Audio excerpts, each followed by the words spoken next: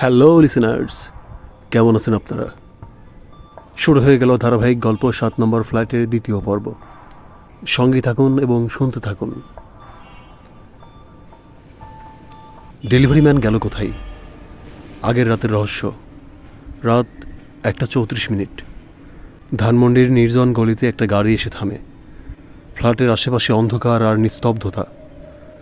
তবে একটা মাত্র ফ্ল্যাটে জ্বলে থাকা হলুদ আলো, সেই ৭ নম্বর ফ্ল্যাট।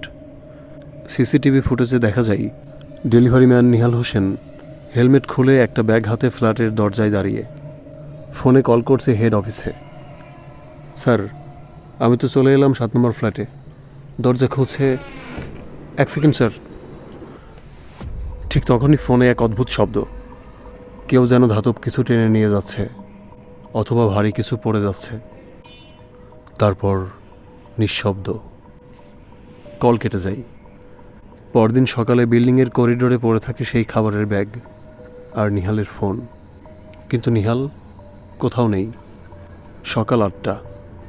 অফিসার রাশেদ ঘটনাস্থলে পৌঁছে বাড়িওয়ালা হাবিব সাহেবকে প্রশ্ন করলেন, ফ্ল্যাটে আরেকটা চাবি কি আপনার কাছে ছিল?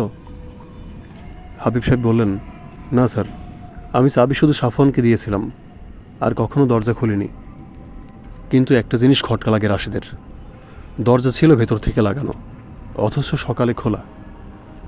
ভেতরে ঢুকে রাশেদ যা দেখল, তাতে তার অভিজ্ঞতা সম্পন্ন মাথাও থমকে যায়। ঘরটা অস্বাভাবিকভাবে পরিষ্কার, প্রতিটি কোণ চকচকে। তবে একটা কৃত্রিম ঘষা মাজা ভাব আছে, যেন কেউ কিছু মুছে ফেলেছে। ডাইনিং টেবিলে সাজানো গরম খাবার, রান্নার গন্ধ এখনো ঘরে ভাসছে। এটা কেউ সাজিয়ে রেখেছে, বললেন রাশেদ। কিন্তু কেন? যাকে খাবার পৌঁছানোর কথা সে তো নিখোঁজ। Forensic clue. ঘরের একটা কোণে পড়ে থাকা ছোট্ট রোল করা হ্যান্ড টাওয়েল, লালচে দাগে ভরা। প্রথমে অনেকে ভেবেছিল টমেটো সস, কিন্তু রিপোর্ট আসলে পরিষ্কার হয় এটা মানুষের রক্ত, প্রায় 12 থেকে 14 ঘন্টা আগের। আরও একটা কৌতূহল জাগানো বিষয়, দেয়ালে হালকা একটা আংটির ছাপ, পরিষ্কার বৃত্তের মতো। নিহালের বাগদত্তা এসে চোখ ভিজিয়ে বললেন, এটা ওরই হাতের আংটির ছাপ, ওই হাতেই ডেলিভারি দিত সবসময়। রাশেদ জিজ্ঞেস করেন, ও কি ডানহাতি? নিহালের বাগদত্ত বললেন, জি স্যার, আর খাওয়ার সময় হাতেও এই আংটিটাই পরত। রাশেদ অনুমান করলেন, হয়তো তাকে হাত বাড়িয়ে দেয়ালের দিকে ঠেসে ধরা হয়েছিল, অথবা মৃত্যু মুহূর্তে কারো দিকে হাত বাড়িয়েছিল সহায়তার জন্য। রহস্যের গন্ধ আরও ঘন হয়। ফ্ল্যাটের বাথরুমের আয়নায় আঙ্গুলের ছোঁয়ায় একটা লাইন লেখা, আমি কোথায় আছি। মুছলেই পরিষ্কার হয়ে যেত, কিন্তু কেউ সেটা মোছেনি, যেন চেয়েছিল সেটা কেউ দেখুক। রাশেদ নিজের ডায়েরিতে লিখে নিল, বাথরুমের আয়না, লেখা, ভিকটিম হয়তো বেঁচে আছে। CCTV footage. বিল্ডিংয়ের বাইরের ও গ্যারেজের সিসিটিভি ফুটেজ ঘেটে দেখা গেল নিহাল ঢুকছে, তারপর কিছুই নেই। তবে ভোর 5:17 ধরা পড়ে একজন হুডি পরা লোক হালকা ল্যাংড়া ভঙ্গিতে নিচু হয়ে বেরিয়ে যাচ্ছে গ্যারেজ দিয়ে।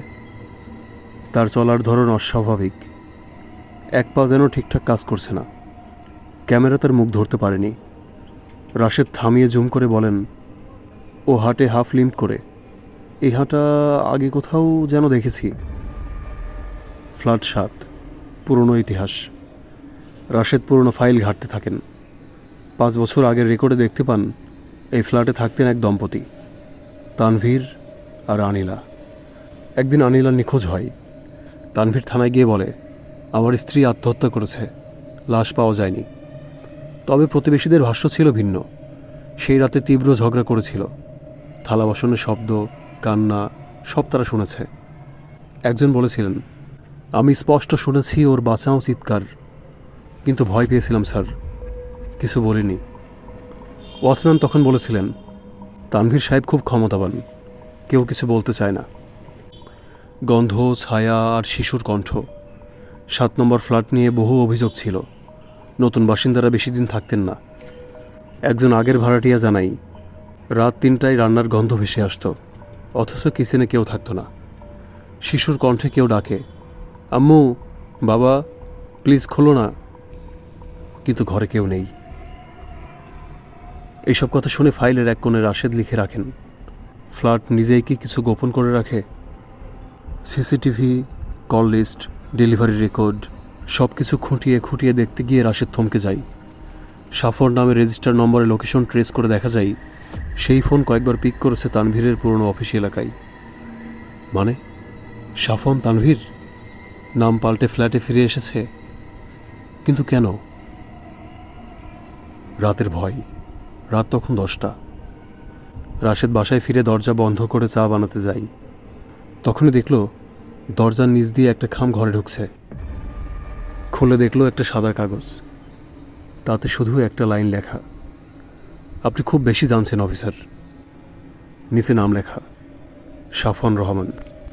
তবে তিনি সবচেয়ে বেশি শিউরে উঠলেন যখন তিনি কাগজের পেছনটা ঘুরিয়ে দেখলেন। ডেলিভারি ম্যান নিহালের অর্ডার স্লিপের পেছনে লেখা এটা। নিহাল তো নিখোঁজ, তাহলে এই কাগজ এলো কোথা থেকে? ঘরে কেউ ঢুকেছে?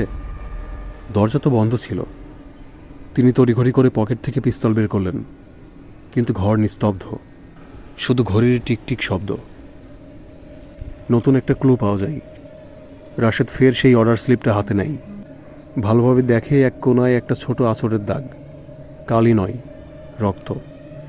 তাতে আঙ্গুলের ছাপের মতো কিছু রয়েছে। সে স্লিপটা ফরেন্সিকের জন্য একটা টেস্ট টিউবে রেখে দিল। রাশেদ নিজের কেস ফাইলে লেখে, সাফওয়ান ভুয়া আইডি। তানভীর বেঁচে আছে কিনা নিশ্চিত নয়। ডেলিভারি ম্যানের খোঁজ নেই, কিন্তু অর্ডার স্লিপ ফিরেছে। ঘরে রান্না হয়, ছায়া চলে, অথচ কেউ থাকে না। সব মিলিয়ে তিনি এবার একটা সিদ্ধান্ত নিলেন। থানায় কল করে বললেন, কাল সকালে ওয়ারেন্ট চাই, আমরা 7 নম্বর ফ্ল্যাট সার্চ করব। ওখানে কেউ বা কিছু আছে, আমি নিশ্চিত।